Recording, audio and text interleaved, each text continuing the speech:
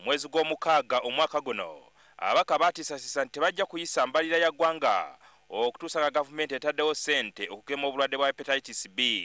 Oluvannyuma lw'ababaka okulemerako, Paalamenti yayisa obuwumbi 10 zino nga zaali za kugula ddagala ery'okugema obulwadde bwa hepatitis B n'okugula ebikozesebwa mu kukebera obulwadde buno. NTV ekitegeddeko nti ssente zaasindikibwa mu kitongole ky'ebyobulamu, kyokka nga wetwogerera tezimanyiddwako mayitire.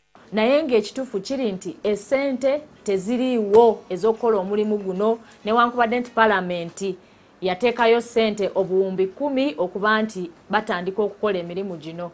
Abaddukanya ekitongole kya National Medical Stores ekivunaanyizibwa ku kugula, okutereka wamu n'okusaasaanya eddagala mu ggwanga batubuulidde nti tebalina ddagala lya hepatitis B ne ssente tebazifunanga. Ssente ezo tetunabazifuna, naye ssente ezo Paalamenti yaziwa ekitongole ekya ebyobulamu giyite Ministry of Health, era ndowooza be baziina. Tulina eddagala lyonna eddala erikozesebwa mu malwaliro ng'oggyeko ery'obulwadde obwa hepatitis, kubanga tetusobola kuba nalyo ng'ate tetunafuna ssente. Wabula Minisita Omubeezi ow'ebyobulamu Sarah Opendi agamba nti baafunako obuwumbi 2.5 zokka, kyokka tamanyi lwaki teziweerezebwanga mu National Medical Stores. The information I was told is that the Ministry of Finance just released a bit of the money.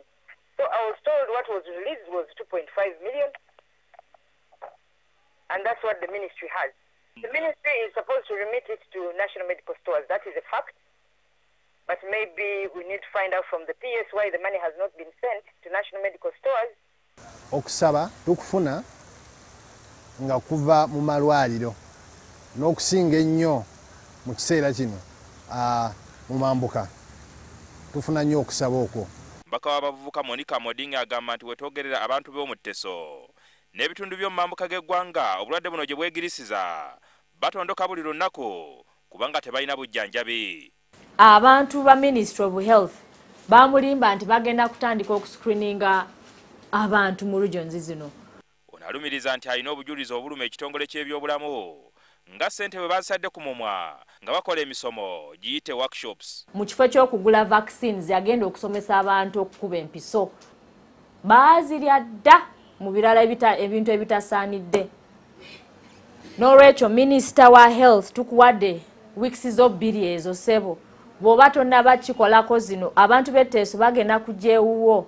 Kyokka ensonda ezitaagadde kwogera mu lwatu zitubuulidde nti akawumbi kamu n'ekitundu baaziteeka mu misomo ate obukadde 3 nga za kugula mmotoka zikapyata. Kino kikontana n'ekigendererwa lwaki Paalamenti yayisa ssente zino. I am not aware because we have not had any workshops. I'm not aware. Tebasobola kuzikwata ne baziteeka mu workshops. Tetukkiriza tujja kukkiriza kangubuli. Tebasobola kuzikwatako kaba abanyagala temufayo nze wendi. Ennaku z'omwezi 25 omwezi ogw'omusanvu eŋŋora mu Teso, Pulezidenti Yoweri Museveni yatongoza pulogulaamu y'okulwanyisa ekirwadde kya hepatitis B nga waaliwo essuubi nti eddagala lyali liguliddwa. So the president launched byoya byanswa, empty air, and he needs to take note that his people are lying to him. Abasawo bagamba nti ekirwadde kino kya bulabe nnyo kubanga kitta ekibumba. Abantu obukadde 3.5 bateeberezebwa okuba n'obulwadde bwa hepatitis B. Ku balwadde abakeberebwa emulago nga balina kookolo w'ekibumba 80 ku buli 100 balwadde ba hepatitis B. Jingo Francis, NTV, ku ssaawa emu.